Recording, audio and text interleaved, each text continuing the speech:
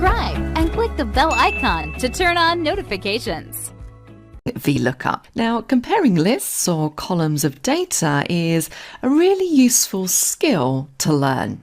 Quite often you might be faced with a situation where you have two lists that are slightly different and you need to be able to run a check to see where the matches or the differences are. And there are many different ways that you can do this. This is just my preferred method because I love using VLOOKUP wherever possible. So what I'm going to show you in this lesson is a couple of examples of how you can use VLOOKUP to compare two lists of data to highlight differences. And I'm also going to throw in a couple of other functions and utilities that can make your results look a lot more meaningful. So without further ado, let's dive straight in. So in this first example, I have a worksheet called Employees 1. This has a list of employee IDs, the employee name, the department for that employee, and then the date they were hired. I also have a second worksheet called Employees 2, which has very similar information in it. So it might be that I work in HR and the Employees 1 worksheet is the log of employees that I keep. And Employees 2 might be a log of the same thing that maybe one of my colleagues keeps.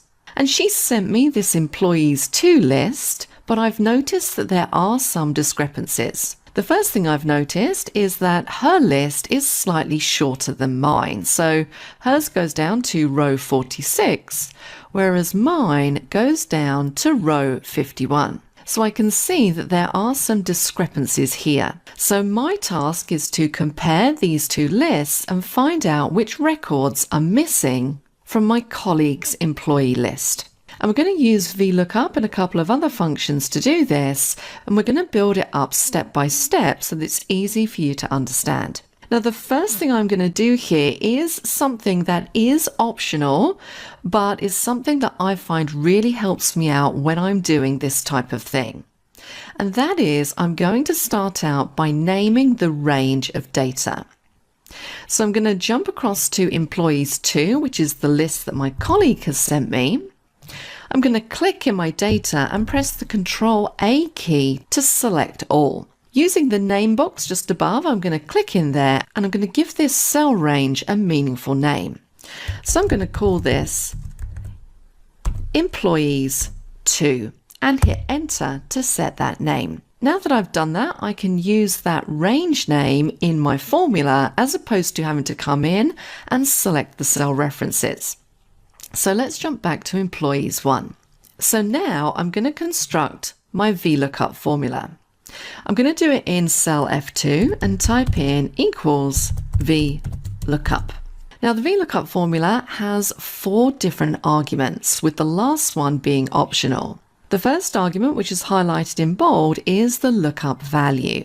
Now a couple of points to note here about using VLOOKUP. The lookup value is the piece of information that you want to use to look up data in the other table, so the table on the Employees 2 worksheet. And the lookup value that you choose should always be a value that is present in both tables of data.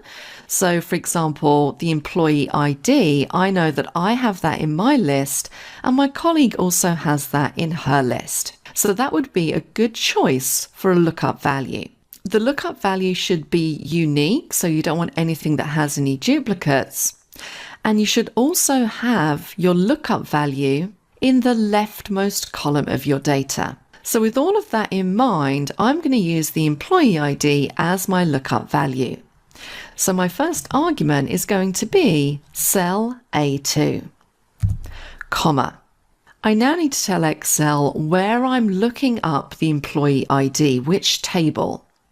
Well, I want to look it up in the table of data on the Employees 2 worksheet. Now, because I named that range of cells, I don't have to click across to the Employees 2 worksheet and select the cell range.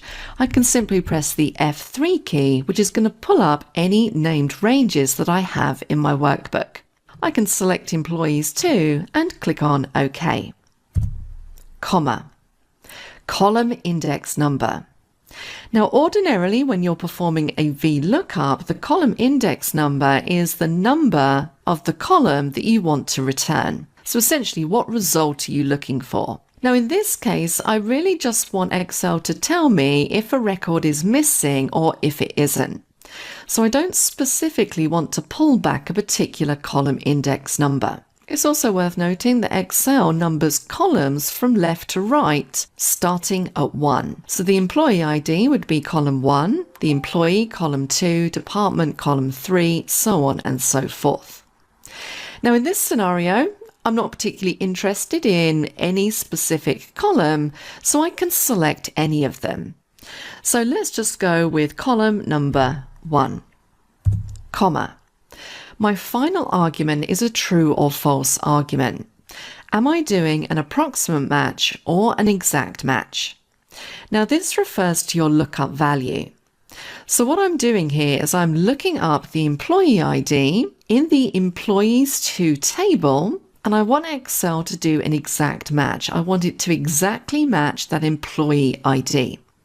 So in this case, I'm going to add a false on the end.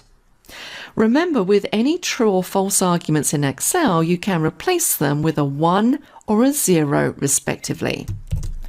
Close my bracket, hit enter, and let's see what we get. So let's copy this formula down using the fill handle. I'm just going to drag all the way down and let go. And what you'll see is that because we chose to return column number 1, it's going to give me the employee number. But everywhere that it doesn't find a match, I have an NA error. So essentially, anything with a number next to it is present in the employees to table. Anything with an NA is not. So these essentially are the records that are missing from my colleague's dataset. Now this result is absolutely fine. I can pretty much see what I need to see. I can see which records are missing, but it's not particularly neat. So let's take a look at a few techniques we can use to tidy this up and make the results a little bit more meaningful. Now what I'm going to do here is I'm going to go back to cell F2, and up in the formula bar, I'm going to click in front of that vlookup formula. And I'm going to add some error handling in here. Now, because I have an NA error, I'm going to use the function is NA, an open bracket. Now, because I've opened a bracket, I need to close one off on the end. My only argument is the formula that I currently have in there.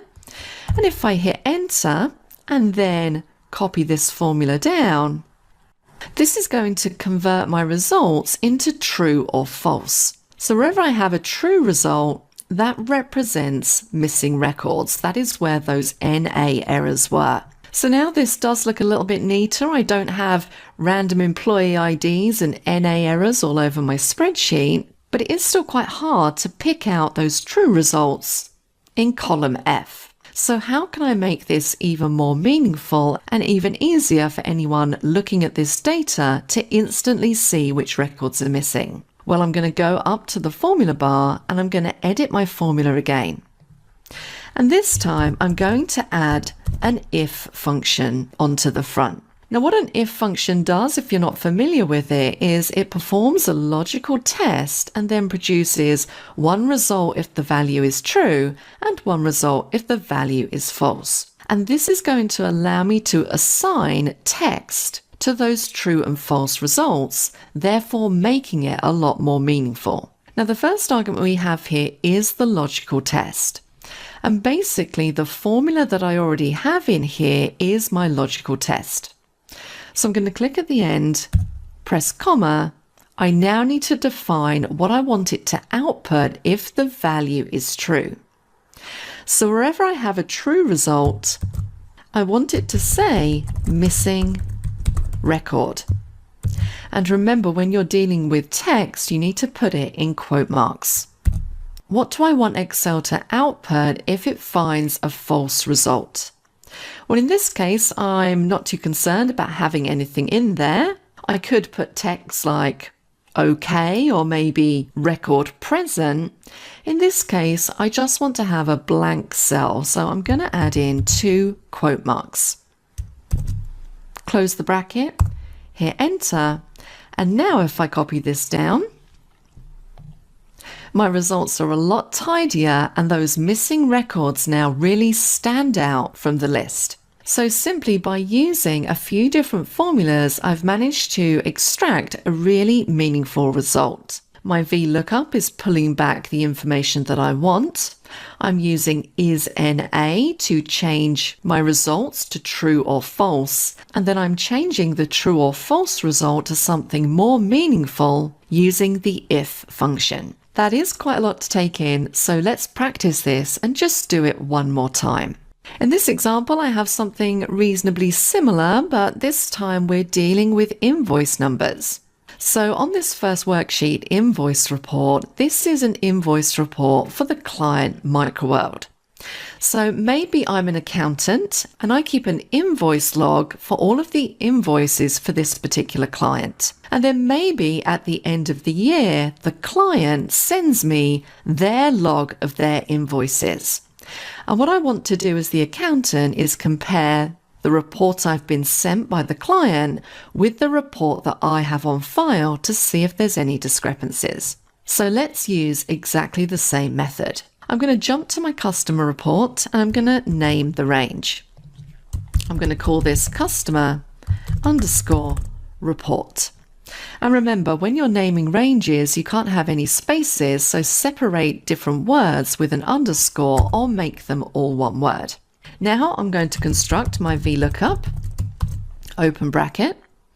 My lookup value is going to be the invoice number because that is common between the two tables. The table array, well, I'm going to press the F3 key and select customer report. Which column do I want to pull back? Well, it doesn't really matter, so let's just use column 1. And then I want to exactly match that invoice number, so I'm going to have a false argument on the end. Hit enter, and then I can use my fill handle to copy those results down.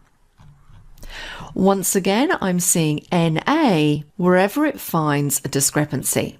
So let's jump up to our formula bar and use our isNA function to handle those errors and turn them into true or false results.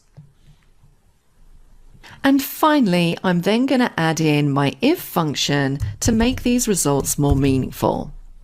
My logical test is my formula, so all I need to do is add on to the end what I want it to say if the value is true.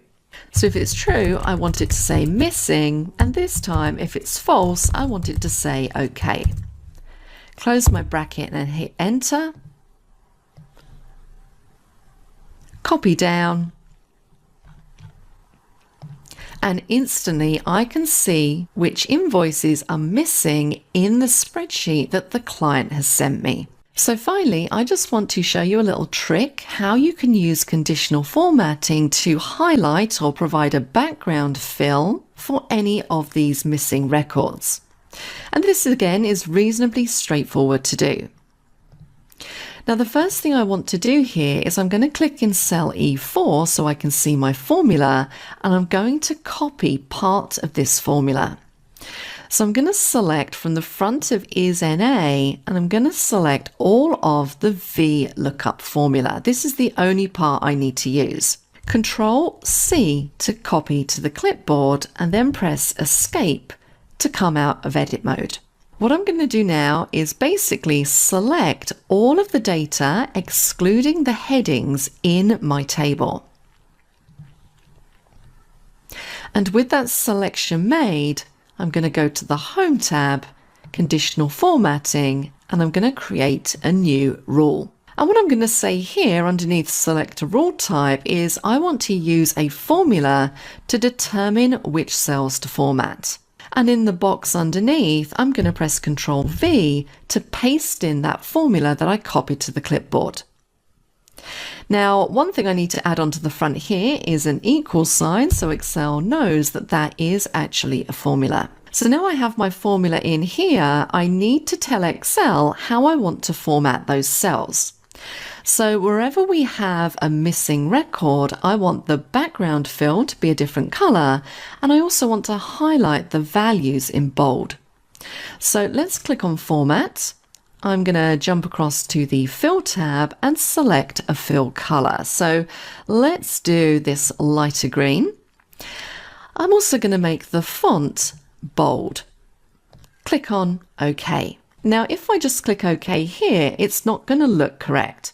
So let's do that. And you can see that I haven't really got the result that I'm looking for. Now, why is that? Well, if we go back up to conditional formatting and manage rules, and let's edit this rule and take another look at it. Now, the problem here is with this cell reference A4. What I need to do is I need to make the column absolute by adding a dollar symbol in front of the column only. Because essentially I want this formatting to run across the width of the row but not the column. And now if I click on OK and OK again, you can see I get the result I was looking for. And of course, if I now wanted to, I no longer really need column E, so I can just delete out that column and I have a nice neat list with just the records that are missing highlighted. I can then use this to follow up with the client and work out where the discrepancy has occurred. So those are a few different techniques that you can use to compare two lists or two columns of data in Excel using formulas and conditional formatting. I hope you enjoyed that lesson.